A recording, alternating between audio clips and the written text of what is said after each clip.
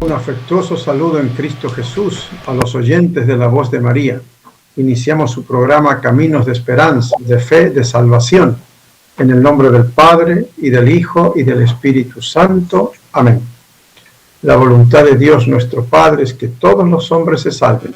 Por eso nos ha enviado su Hijo único, Jesucristo, que nació de la Virgen María en la pobreza de la gruta de Belén. Creció humildemente en Nazaret, el hogar de la Sagrada Familia, Jesús, José y María.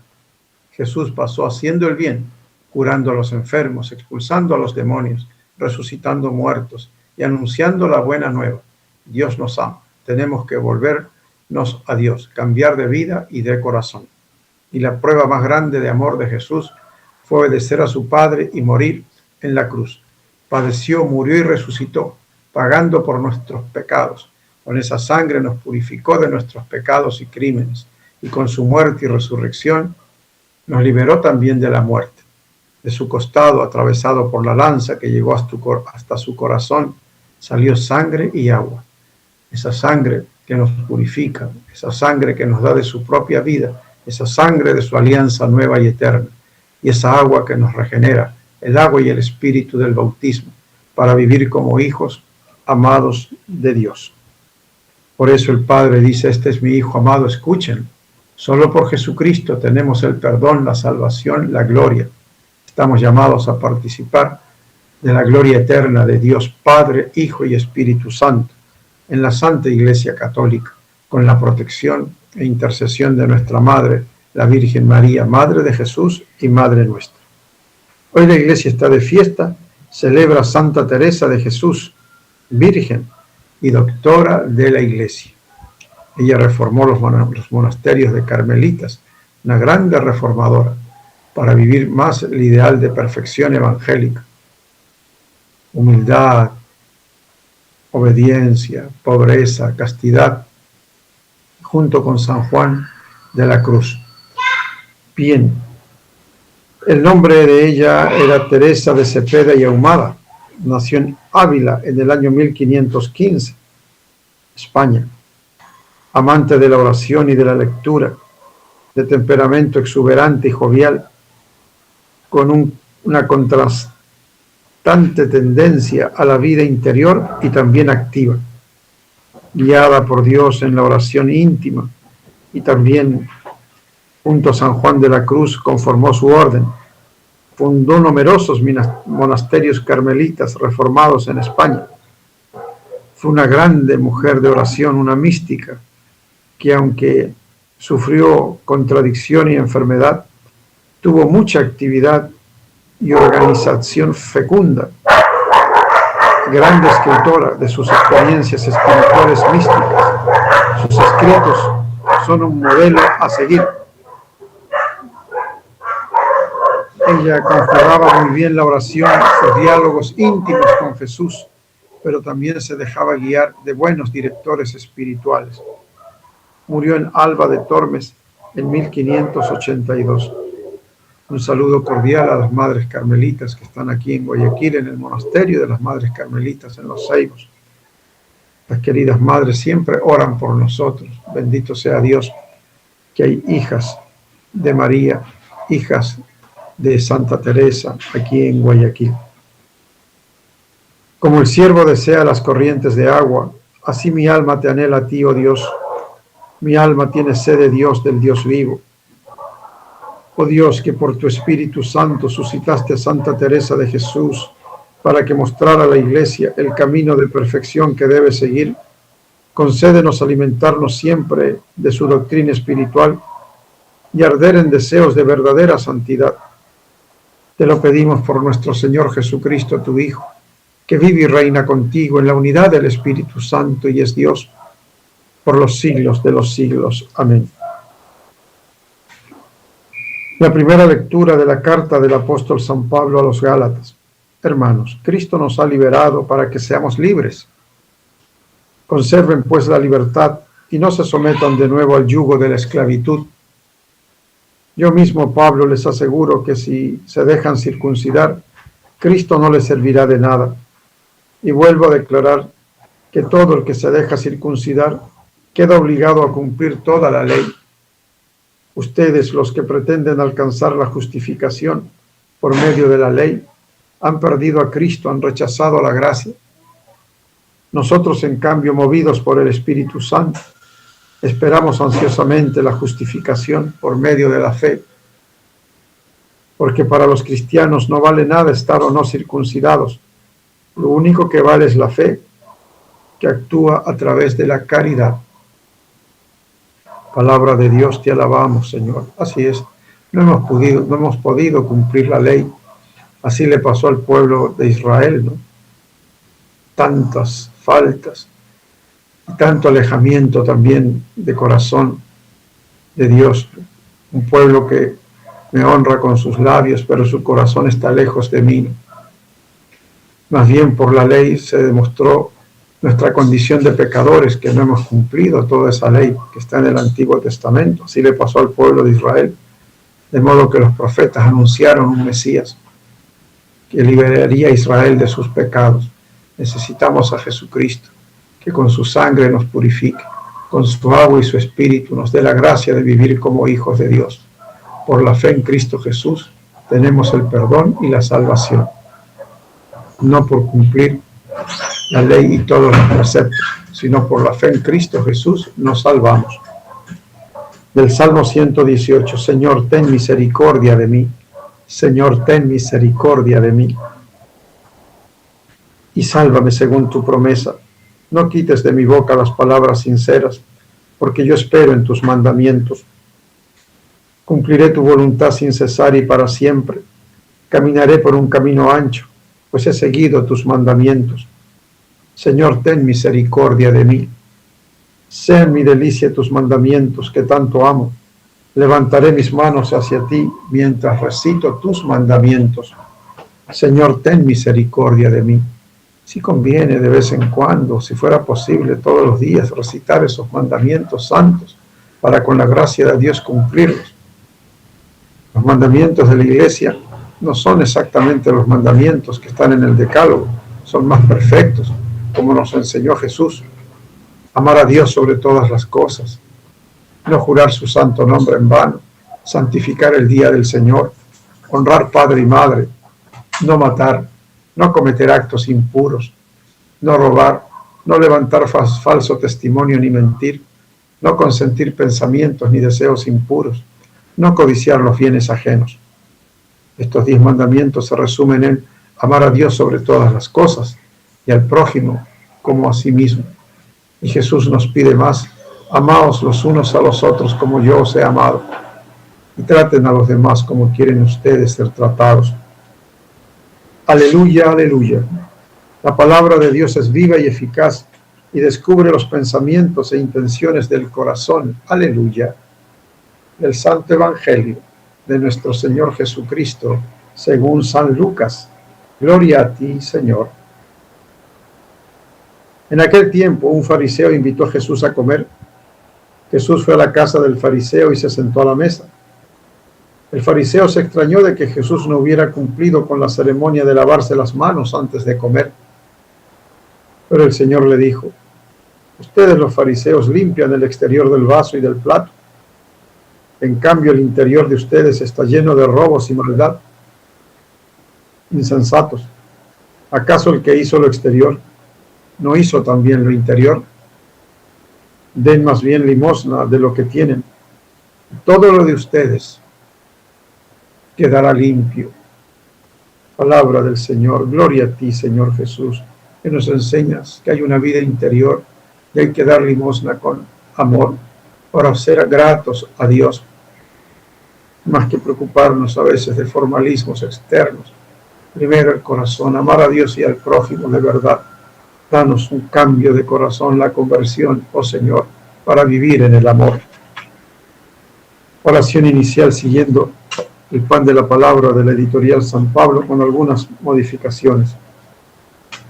Oh Padre amado, envía sobre tus hijos, obra de tus manos, el don de tu Espíritu Santo.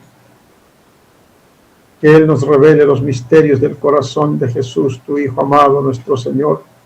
Que realice en nosotros la obra de la purificación, que nos disponga para un testimonio verdadero de que somos tus hijos y hermanos, y los demás sientan necesidad de conocerte y amarte.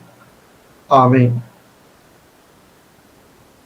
Jesús ha descalificado fuertemente la búsqueda de signos prodigiosos, y ahora, sentado a la mesa en casa de un fariseo que lo invitó a comer, denuncia la preocupación por la apariencia exterior, que descuida y olvida lo interior, lo íntimo de la persona. Se debe dar limosna desde el interior con amor, para que así toda la persona esté limpia. Lo que determina la pureza de una persona es su interioridad, su caridad, y así su limosna no será otra cosa que el don de sí misma como obra de misericordia. Recordemos las palabras de San Pablo: lo único que vale es la fe en Cristo Jesús, que actúa a través de la caridad. Jesús exige dar de lo que hay dentro, como si dijera que se dé el contenido interior de la persona. Bien, los cristianos estamos llamados a actuar en conformidad con los sentimientos de Jesús, que quiere conducir a las personas a la libertad del espíritu, don, y a la pura generosidad del amor, todo limpio, dando limosna de lo que hay dentro. Bien, es necesario que en todo tiempo reinterioricemos las exigencias del reino que Jesús ha manifestado para alcanzar nuestra maduración humana, cristiana y misionera. Mensaje trinitario para hoy. Escucha, hijo, hija, la palabra de mi Hijo Jesús, que te pide una vida interior continuamente en proceso de purificación, de liberación y de donación de lo mejor de ti mismo. Yo soy tu Padre, y en la persona de mi Hijo, de Jesús de Nazaret, te propongo vivir en comunidad como un donante de lo más precioso que hay en ti, que se refleje en tu rostro aquello que llevas por dentro, que la luz de tu rostro sea tan pura que los demás se acerquen a ti y se encuentren con el misterio de Dios revelado en él, con el dinamismo transformador del Espíritu Santo. Saldrás al mundo como un don para los demás en cada obra de piedad que realices. Reflexión: ¿cómo ser rostros transparentes del poder creador de Dios, que nos ha hecho a su imagen y nos libera de toda corrupción, purificándonos, liberándonos y haciéndonos don para los demás? Oración. Amado Padre, con la fuerza de tu Espíritu Santo, seremos un don para los demás, daremos limosna de lo mejor de nosotros. Todo nuestro ser quedará limpio, purificado, traslúcido de la palabra de tu Hijo amado Jesús. Entonces muchos reconocerán que somos hechura tuya y reflejo de los sentimientos de Jesús. Amén. Aprendiendo un poquito más de Santa Teresa de Jesús, que estamos de fiesta. Aquí tenemos Carmelita, sus hijas de María y de Santa Teresa. Santa Teresa de Ávila, porque nació allá en Ávila. Santa Teresa pertenece al número elegido de santos que dejaron una marca importante en la historia de la santidad, por haber creado una forma de espiritualidad que puede ser considerada modelo y que constituye un precioso patrimonio doctrinal para la Iglesia. Con razón, Santa Teresa de Ávila es reconocida por la Iglesia como doctora de la Iglesia. Teresa nació en Ávila, España, en 1515, el siglo de oro de las grandes conquistas. La educación que recibió en su hogar era la más sólida que se le podía ofrecer. Acostumbrada desde pequeña a la lectura de los buenos libros, el espíritu de la niña no conocía mayor encanto que la vida de los santos mártires. Tanto le impresionó esta lectura que, deseosa de encontrar el martirio, combinó con un hermano la fuga de la casa paterna con el fin de llegar a la tierra de los moros que asesinaban a tantos cristianos. Deseaba morir por la fe en Cristo. La vigilancia de los padres frustró el plan infantil de Teresa y su hermano. A los 20 años de edad, Teresa ingresaba en el Carmelo de Ávila. Era una joven llena de vida, inteligente, bella, con un porvenir prometedor en el mundo. Los primeros años de su consagración a Dios en el Carmelo no fueron nada edificantes. ¿Cómo es esto? El descuido en el fervor religioso hizo peligrar su perseverancia. Ella trataba de conciliar su vida religiosa en el claustro carmelita con el apego a las criaturas, a los parientes, a largas conversaciones innecesarias en la sala de visitas del convento, y hasta con cierta frivolidad, como ella misma confiesa en el libro de su vida. Cierto día, impresionada profundamente por la mirada de la imagen de un Cristo sufriente, resolvió cambiar de actitud e ingresó en lo que ella denominó conversión. De una vez por todas, quedó eliminado del corazón de Teresa el apego al mundo, a las criaturas y a las vanidades de la tierra. En 1562, después de 25 años de vida y experiencia religiosa, Teresa comenzó la reforma de los monasterios carmelitas, los Carmelos, tan numerosos en España. Obra gigantesca que exigió apartarse de su vocación contemplativa y dedicarse totalmente a la acción de fundadora. Todos los caminos de España la vieron subir y bajar incesantemente en sus peregrinaciones de reformadora. Enfrentó con valor incorruptible todas las dificultades y contradicciones que implicaba la reforma, consiguiendo que algunas decenas de conventos aceptaran volver al fervor primitivo de la vocación carmelita.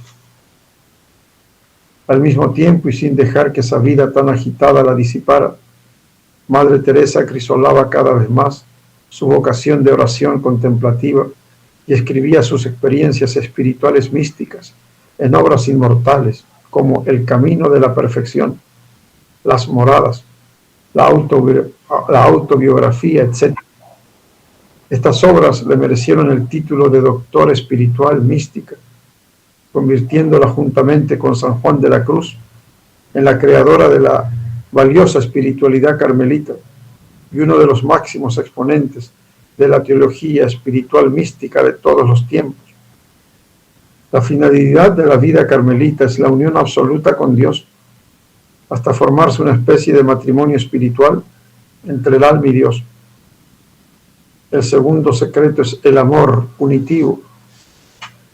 Además de los monasterios reformados, reconducidos al fervor primitivo, Madre Teresa consiguió fundar 32 monasterios más, obras sobrehumanas, que revela en Teresa un alma poseída totalmente por Dios y de amor a la Iglesia, dotada de una gran inteligencia y profundo conocimiento teológico.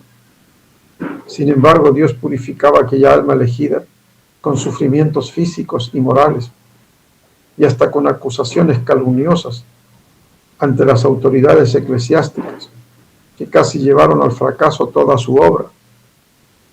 Teresa murió santamente en 1582 a la edad de 67 años. Una de sus últimas palabras fueron: Señor, soy una hija de tu Iglesia. Como hija de la Iglesia católica, quiero morir. En ella el amor por la Iglesia católica se convirtió en una pasión.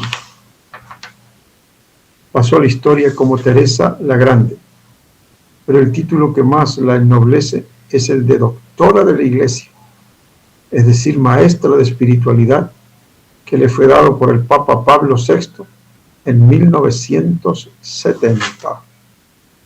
Santa Teresa de Calcuta, Santa Teresa de Ávila, ruega por nosotros.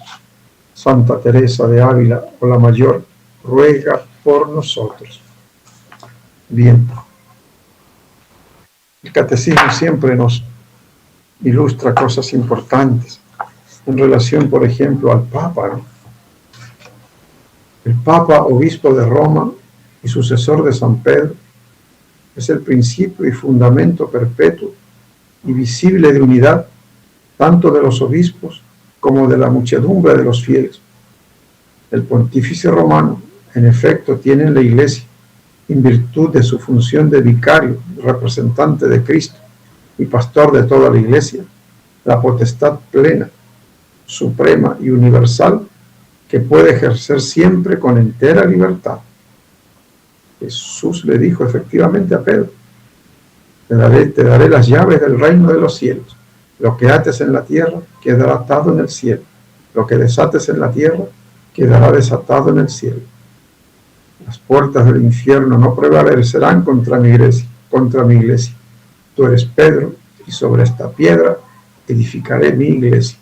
Dichosos los católicos que estamos en la iglesia de Cristo y de Pedro, y tenemos al sucesor de Pedro, el Papa Francisco. Nos quedan pocos minutos, aquí se va la luz, pocos minutos a las 8, así que no se asusten si de repente viene un apagón. Lo importante es que está la luz de Cristo y de María. Bien, entonces estamos continuando con el tema de la insuficiencia cardíaca, ¿no? El paciente se siente disneico, cansado, a veces pueden hincharse las piernas, el corazón puede estar grande, recibe distintos fármacos que le ayudan, pero a veces es necesario que ingrese a la clínica, ¿no? Entonces, muchas veces hay que utilizar los diuréticos para que el paciente orine más y saque el exceso de líquidos. El tratamiento con diuréticos asociado a la restricción de sodio y líquidos en la dieta suele conseguir una mejoría clínica en los pacientes con insuficiencia cardíaca sintomática. ¿Qué significa restricción de sodio? Poca sal. Y restricción de líquidos, también poco líquido. No puede tomar en exceso líquidos. Los cardiólogos recomiendan, por ejemplo, 1,5 litros al día en la insuficiencia cardíaca. Entonces, no basta con decir voy a comer poca sal, me cuidaré de alimentos muy salados, que no sean saludables, embutidos, papas fritas, quesos muy salados, aceitunas, qué sé yo. Lo que es muy salado no es conveniente. Y tomaré líquidos como lo indique el doctor, pues, ¿no?, que tiene insuficiencia cardíaca. Por ejemplo, 1,5 litros vienen a ser unas 6 tazas, que la puede distribuir, ¿no?, en total, ¿no?, en el día, ¿no? 2 tazas en la mañana, 2 tazas a mediodía, 2 tazas en la tarde, ya, que se vayan ahí las 6 tazas de líquido. Bien, hay una mejoría clínica, el paciente respira mejor, está más deshinchado porque consume poca sal y consume poco líquido. Durante el inicio y el mantenimiento del tratamiento, es esencial la valoración frecuente del peso del paciente y la observación rigurosa de la ingesta y la excreción de líquidos.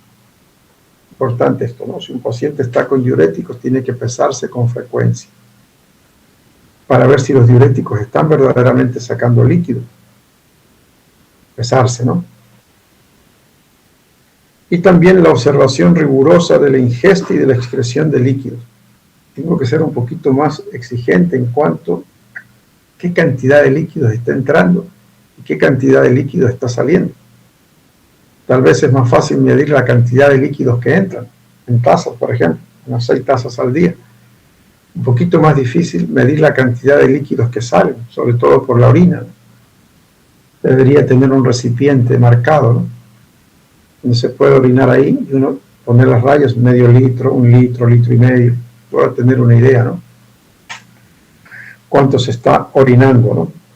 Porque hay líquidos que salen también que de manera que no nos damos cuenta al respirar o por la piel, pero por lo menos tener una idea clara de los líquidos que se secretan en la orina. Entre las complicaciones frecuentes del tratamiento diurético se encuentran la hipopotasemia, puede bajar mucho el potasio, cuidado. La hiponatremia, podría bajar mucho el sodio. La hipomagnesemia, podría bajar mucho el magnesio. La alcalosis, por contracción de volumen, se puede perder también mucho volumen y caer en lo que se llama una alcalosis, lo contrario de la acidosis. Esto tiene que ver mucho con el pH, ¿no?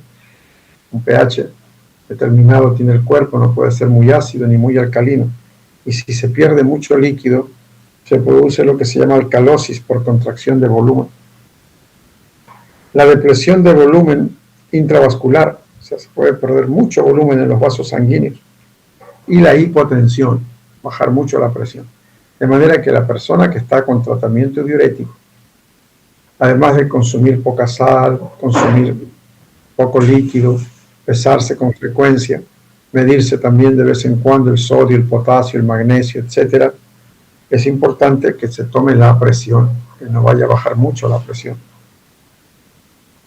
Por tanto, tras instaurar el tratamiento diurético, hay que controlar los electrolitos séricos, o sea, pedir un examen de sangre, cómo está el sodio, potasio, calcio, magnesio, etc. También conviene medir el nitrógeno ureico en la sangre. O sea, aquí pedimos más la urea, ¿no? En otros países más el nitrógeno ureico. Y la creatinina, para ver cómo están estos nitrogenados, que se llaman, que están evaluando la función renal. No se vaya a deshidratar demasiado el paciente, pero tenemos que ver cómo va la urea y cómo va la creatinina.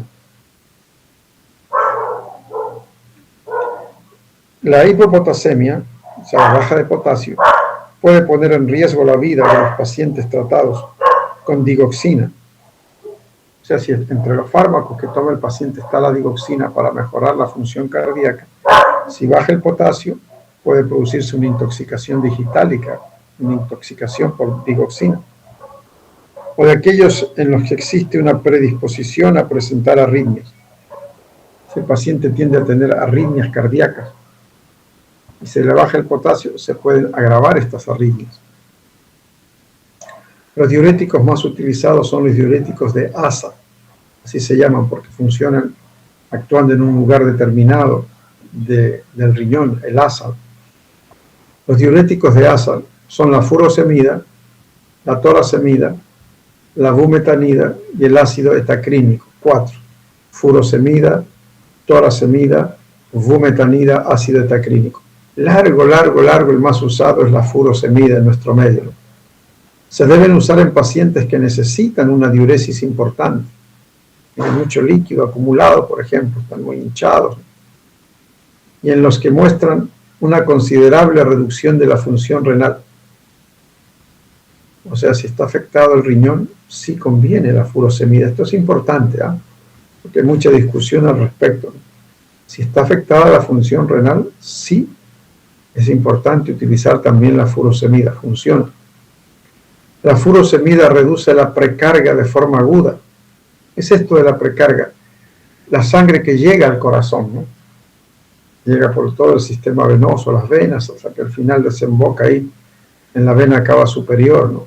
Eso va a la aurícula derecha, al ventrículo derecho. Esa sangre que entra ahí es la precarga. Reduce la precarga, o sea, el corazón se alivia en su función, ya no tiene tanta carga, la precarga disminuye, ¿no? Y lo hace en forma aguda, al producir una venodilatación directa, cuando se administra por vía intravenosa. Se dilatan las venas y llega menos sangre al corazón derecho, a la aurícula derecha, al ventrículo derecho. Bien. Lo que la convierte en un tratamiento útil de la insuficiencia cardíaca grave o del edema agudo de pulmón. El paciente no respira bien, están los pulmones llenos de líquido, se administra furosemida intravenosa, disminuye la precarga y eso alivia el corazón y le permite trabajar mejor.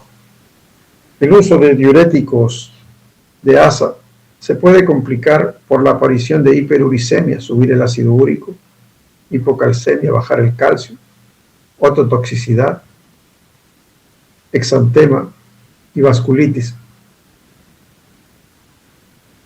Exantema, o sea, una erupción, ¿no? Vasculitis, inflamación de los vasos. Entonces, ojo con esto, no puede afectarse la audición del paciente. La furosemida, la torasemida y la bumetanida son derivados de las sulfas, de las sulfamidas, y en raras ocasiones pueden producir reacciones alérgicas farmacológicas en pacientes sensibles a las sulfas.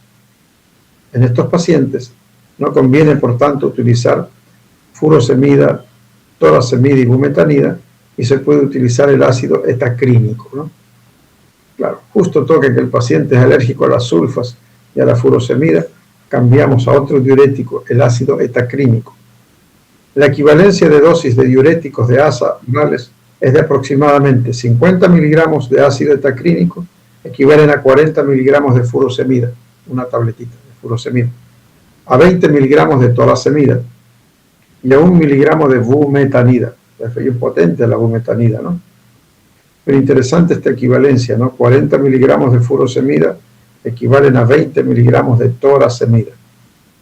La torasemida y la bumetanida tienen una biodisponibilidad por vía oral mayor al 80%, en comparación con la biodisponibilidad de aproximadamente solo el 50% de la furosemida.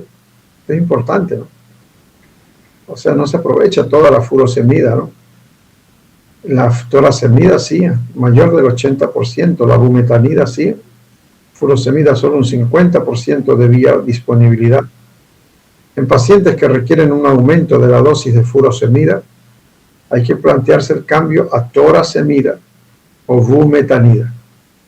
Si se hay que utilizar mucha furosemida, piense mejor, dice este libro de terapéutica, en torasemida o bumetanida.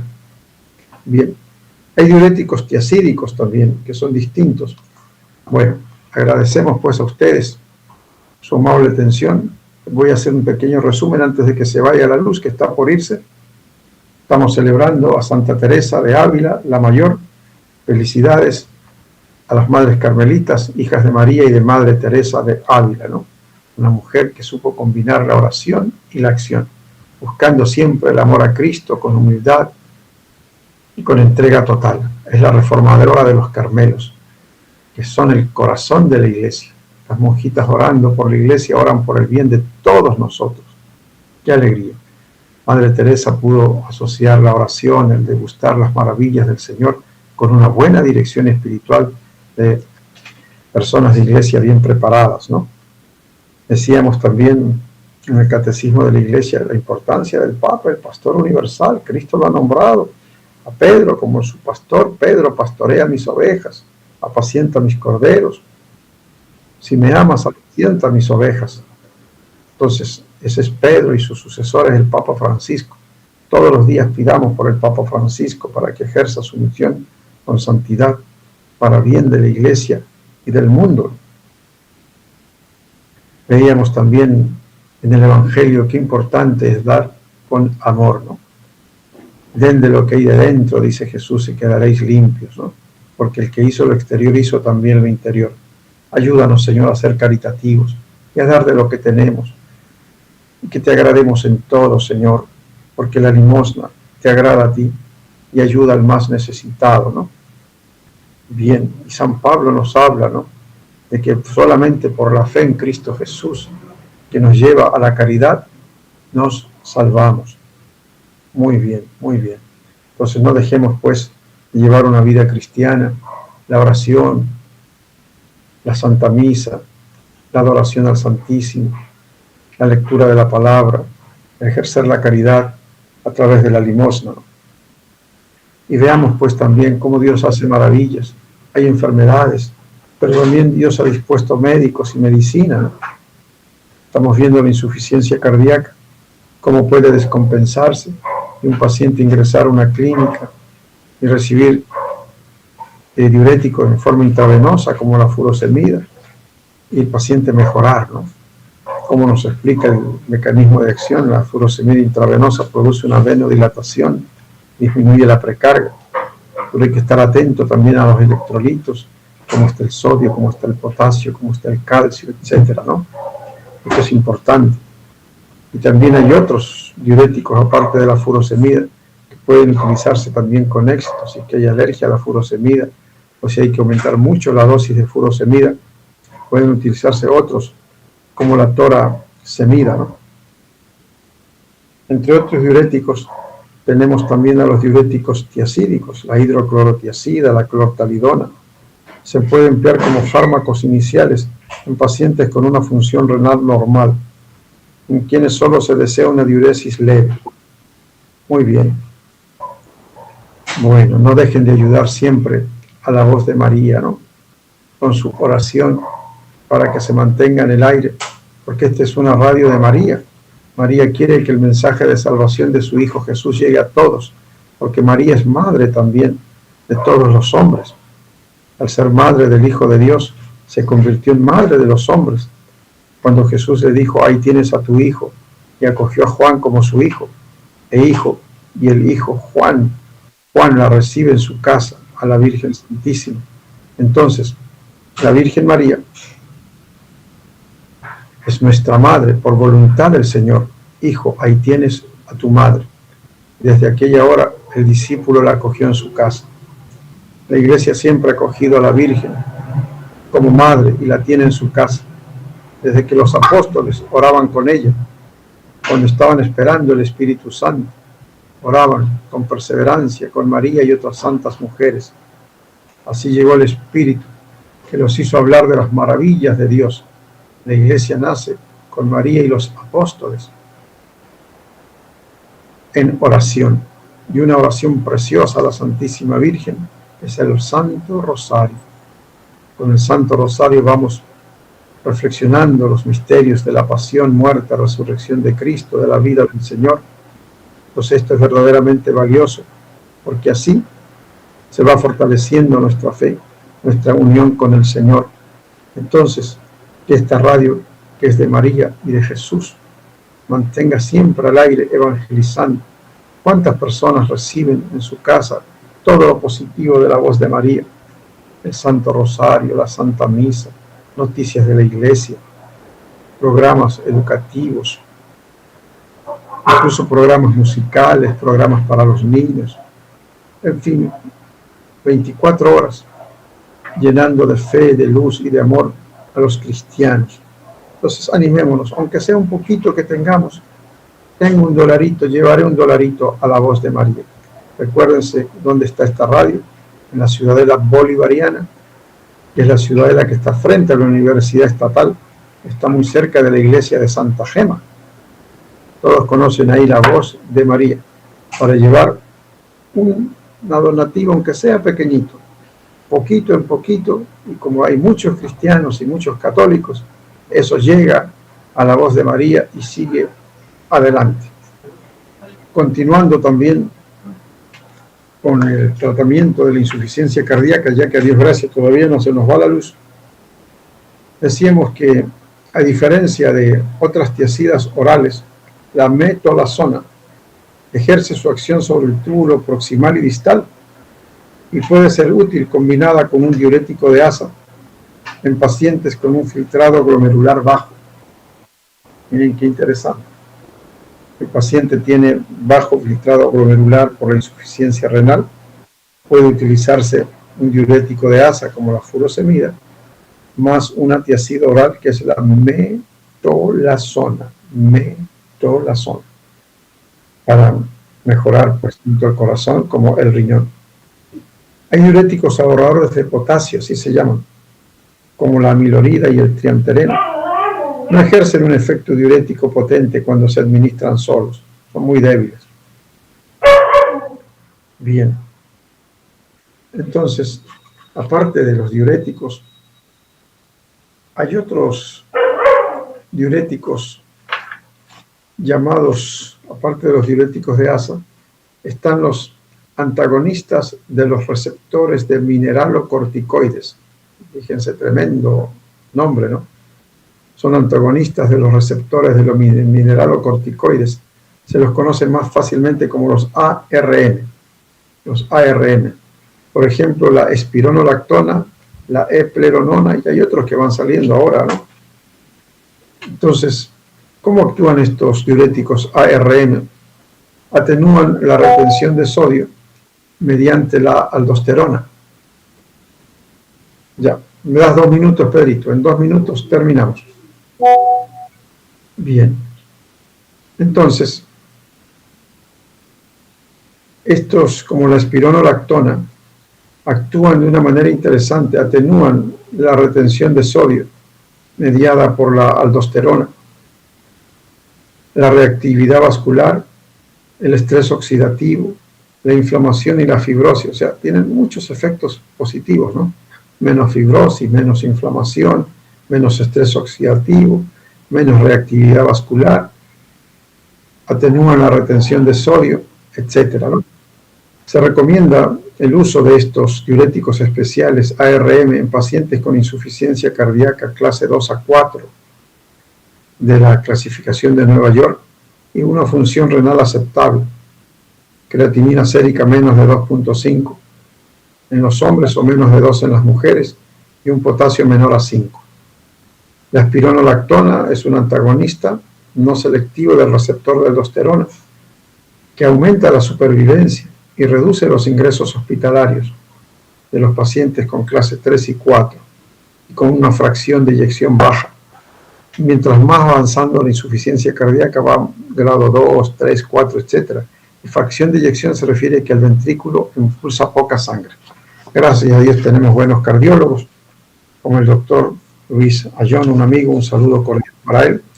Y hasta la próxima semana, Dios mediante, agradeciendo mucho a Pedrito, que está siempre en la parte técnica, infatigable Pedrito, trabajando por la voz de María. Muchas gracias y hasta la próxima semana, Dios mediante, con Jesús, José y María. Santa Teresa de Ávila, Santa Teresa la Mayor, estamos en tu fiesta, ruega por nosotros. Madres Carmelitas, sigan rezando por nosotros para un día encontrarnos todos en el cielo, con nuestros seres queridos difuntos y también con nuestros amigos y avanzando en esta vida con alegría en el reino de los cielos, para esta vida y para la vida eterna. Hasta la próxima semana, Dios mediante, con Jesús, José y María.